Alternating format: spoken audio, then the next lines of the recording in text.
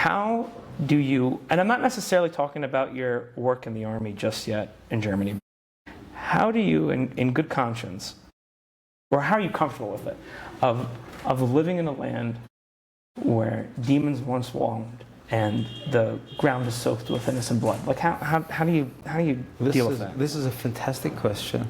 Let me tell you in a different way.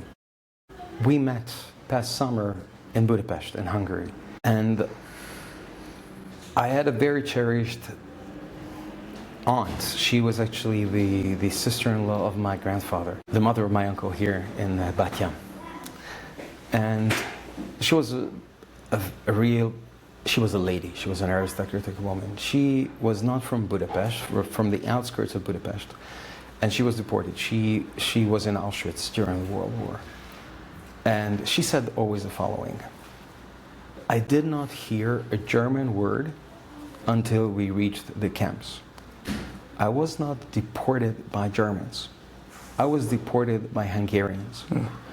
And this, according to my humble understanding, unfortunately, this is the case in every single European country. Just think about how Poland and Lithuania currently legally trying to fight anybody to say, for example, as far as I know in Polish law, you cannot tell that Auschwitz was a Polish death camp. It was a German death camp on Polish grounds. You have to mention that. Lithuanians, same thing. You cannot tell that Lithuanians were perpetrators or they were allies.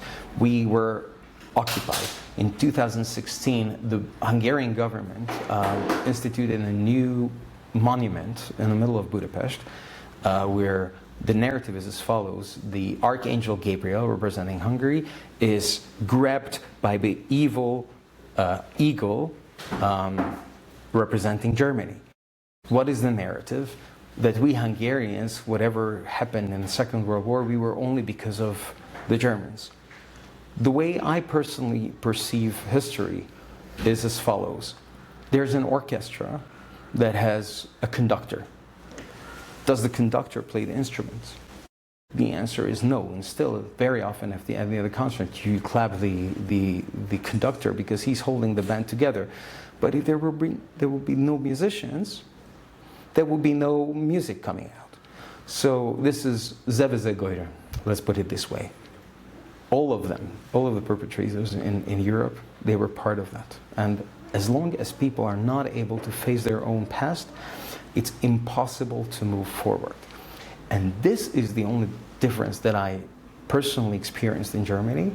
If there is one country in Europe that said, we have to deal with this, we were part of that, we did, again, you can say maybe they have no brera. They don't have a choice because it's very often. But still the Germans, they faced their history. Do we have problems? Yes. Are there problems of anti-Semitism all over Europe? The answer is yes.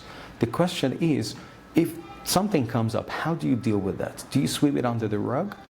Or you're going to say, I have a problem?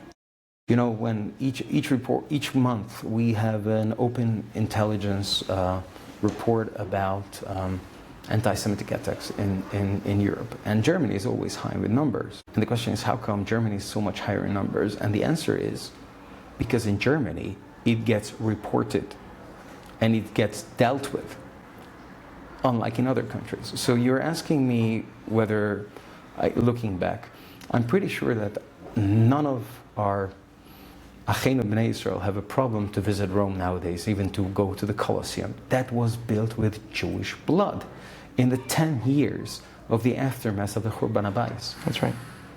With money from the Beis HaMikdash. Money and manpower. Right.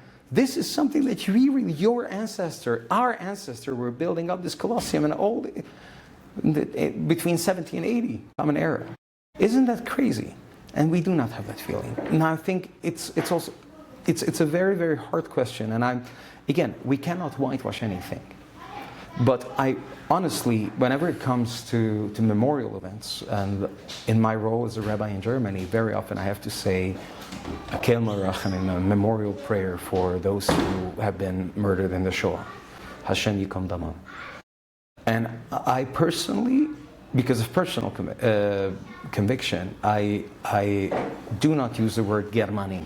I use the word Naziim ve'ozereim mishe'ar umot. To understand that it cannot be a country,